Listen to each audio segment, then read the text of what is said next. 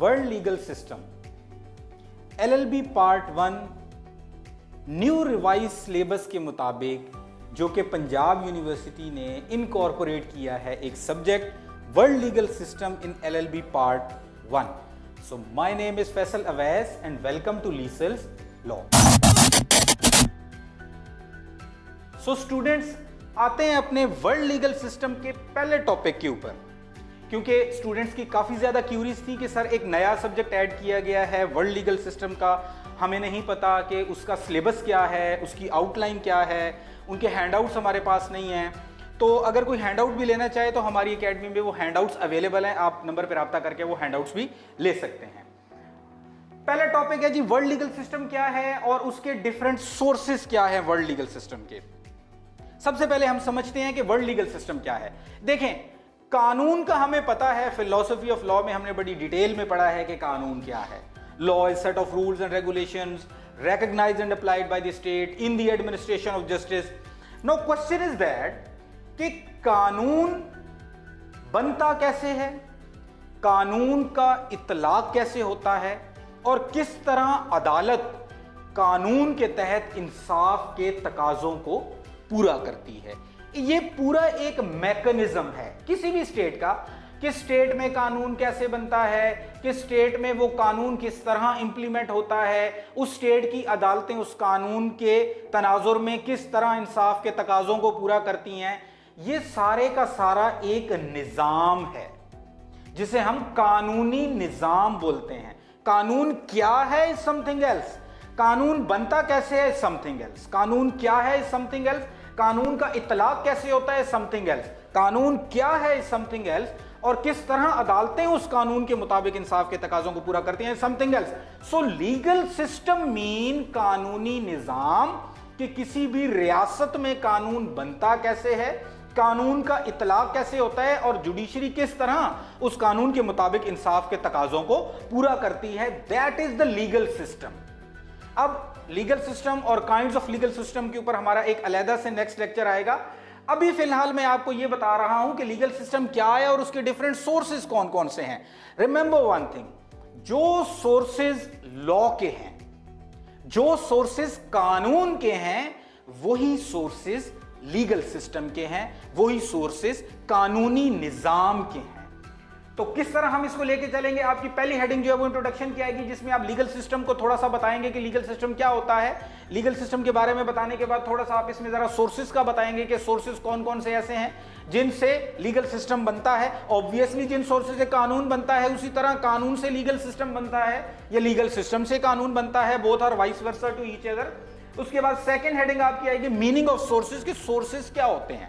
Sources से मुराद ये है कि हर वो जराए जिनसे एक चीज बनती है, जिन जराए से एक चीज बनती है वो जराए सोर्सेज ऑफ दैट थिंग होते हैं। अगर सोर्सेज ऑफ लॉ की बात करें तो कौन कौन से जराए जिनसे कानून बनता है, सोर्सेज ऑफ लीगल सिस्टम की बात करें तो कौन कौन से वो जराए हैं जिनसे मिलकर लीगल सिस्टम बनता है, कानूनी निजाम बनता है। तो कानून और कानूनी निजाम, लॉ और लीगल सिस्टम, दोनों के सोर्सेज जो हैं वो सेम है। उसके बाद आप सोर्सेज की डेफिनेशन पे आएंगे।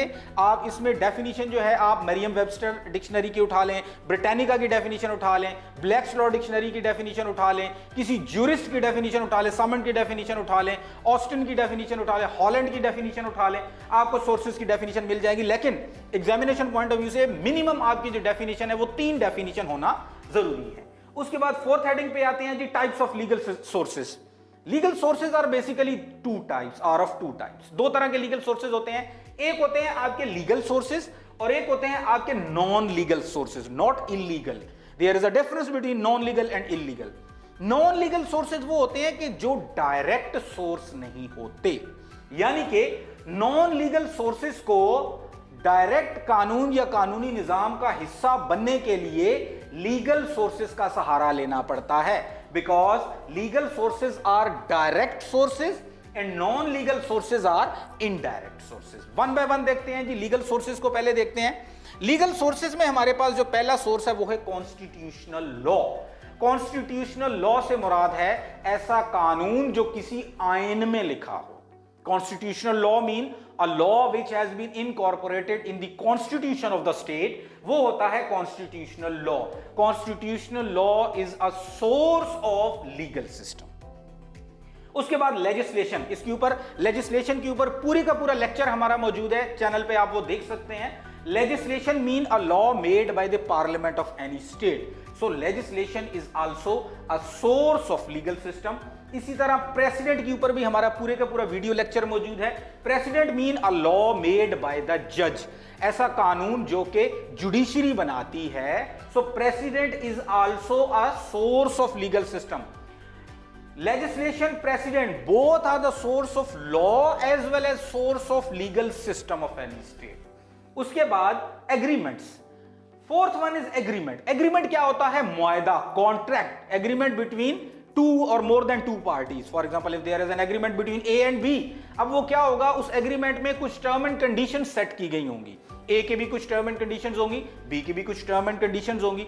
अब वो term and condition in case अगर वो दोनों ने एग्रीमेंट पे साइन कर दिया तो वो टर्म एंड कंडीशंस दोनों को बाइंड कर देंगी, बाउंड कर देंगी, दोनों के ऊपर वो टर्म एंड कंडीशंस जो है वो लागू हो जाएंगे। मीनिंग देयर बाय कि वो A के लिए भी कानून का दर्जा रखता है, B के लिए भी कानून का दर्जा रखता है। सो जिस तरह agreement are the source of law, उसी तरह agreement are also the source of legal system of any state. Global institutions, global institution क्या हो सकते हैं? आपका वर्ल्ड हेल्थ ऑर्गेनाइजेशन है, आपका सबसे बड़ा जो ग्लोबल इंस्टीट्यूशन है यूनाइटेड नेशन ऑर्गेनाइजेशन, जो कि ट्रांसनेशनल लीगल सिस्टम को डील करता है। इसी तरह आपका वर्ल्ड ट्रेड ऑर्गेनाइजेशन है, आपका यूनिसेफ है, यूनिसिट्रॉल है, मुख्तलिफ आपके ग्लोबल इंस्टीट्यूशंस हैं जो कि आपके लीगल सिस्टम के सोर्सेज हैं। सो लीगल सिस्टम के जो डायरेक्ट सोर्सेज हैं वो उसके लीगल सोर्सेज हैं। Constitutional law, legislation, precedents, agreements and global institution, वो ये तमाम के तमाम आपके लीगल सोर्सेज हैं लीगल सिस्टम के। उसके बाद हम आते हैं जी नॉन लीगल सोर्सेज के ऊपर। यहां से थोड़ा सा आपका कॉन्सेप्ट क्लैरिफाई होगा कि किस तरह नॉन लीगल सोर्सेज जो हैं वो लीगल सोर्सेज का सहारा लेके आपके लीगल सिस्टम का हिस्सा बनते हैं। For example customs, custom as a source of law के ऊपर हमारा पूरे का पूरा लेक्चर फिलॉसफी ऑफ लॉ का मौजूद है कि कस्टम किस तरह सोर्स ऑफ लॉ होते हैं। देखें, कस्टम कभी भी डायरेक्ट कानून नहीं होता, लेजिस्लेशन डायरेक्ट कानून होता है। लेजिस्लेशन जो कानून पार्लियामेंट में बनता है वो डायरेक्ट कानून होता है। कस्टम कभी भी डायरेक्ट कानून नहीं होता। कस्टम को कानून बनने के लिए लेजिस्लेशन का सहारा लेना पड़ता है। फॉर एग्जांपल, एक स्टेट में कस्टम है, अगर आपने कस्टम को डायरेक्ट सोर्स बनाना है तो आप क्या करेंगे? उस कस्टम को लॉ में ट्रांसफॉर्म करेंगे। अगर उसको लॉ में ट्रांसफॉर्म करेंगे तो आप दो चीजों का सहारा लेंगे, या तो थ्रू कोर्ट डिसीजन करवाएंगे थ्रू प्रेसिडेंट, या तो थ्रू लेजिस्लेशन आप क्या करेंगे? उसको पार्लियामेंट में कानून बनाएंगे, तब जाके वो कस्टम जो है वो डायरेक्ट सोर्स बन जाएगा किसी लॉ का या लीगल सिस्टम का। सो ये डायरेक्ट सोर्सेज हैं और कस्टम इनडायरेक्ट। इसी तरह रिलीजन, पाकिस्तान में अगर आप देखें कोई भी इस्लामिक रूल है, कोई भी इस्लामिक लॉ है, वो तब तक कानून नहीं बनता जब तक वो मजलिस शूरा में जाके लेजिस्लेट ना हो। मीनिंग देयर बाय कि religion are also the indirect source, not direct source of law.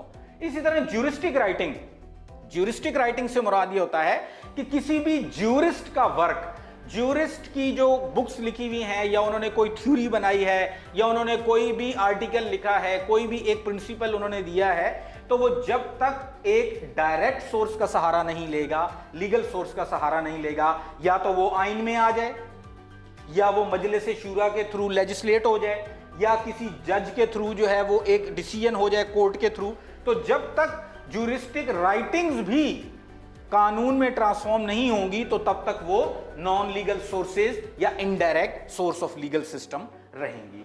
आखिर पे आपकी कंक्लूजन की हेडिंग आ जाएगी। तो ये था हमारा वर्ल्ड लीगल सिस्टम, जो कि नया एक सब्जेक्ट इनकॉर्पोरेट किया गया है हमारे एलएलबी पार्ट 1 में। उसका पहला टॉपिक कि लीगल सिस्टम क्या है और लीगल सिस्टम के डिफरेंट सोर्सेज क्या है। होप सो कि आपको कॉन्सेप्ट बहुत अच्छे से क्लियर हुआ होगा। लेकिन डिस्पाइट ऑफ दिस, अगर आपके माइंड में कोई क्वेश्चन है, कोई क्यूरी है, कोई एम्बिग्युइटी है, तो हमारा व्हाट्सएप नंबर स्क्रीन पे आ रहा है, आप वहां पे हमसे राब्ता कर सकते हैं, आप कमेंट के थ्रू भी राब्ता कर सकते हैं। और अगर किसी स्टूडेंट को वर्ल्ड लीगल सिस्टम के ऊपर हैंडआउट्स भी चाहिए तो वो भी हमसे राब्ता कर सकते हैं। और अगर कोई स्टूडेंट लाहौर में रिजाइड कर रहा है तो वो हमारी एकेडमी को भी ज्वाइन कर सकता है। Thank you very much. Allah Hafiz.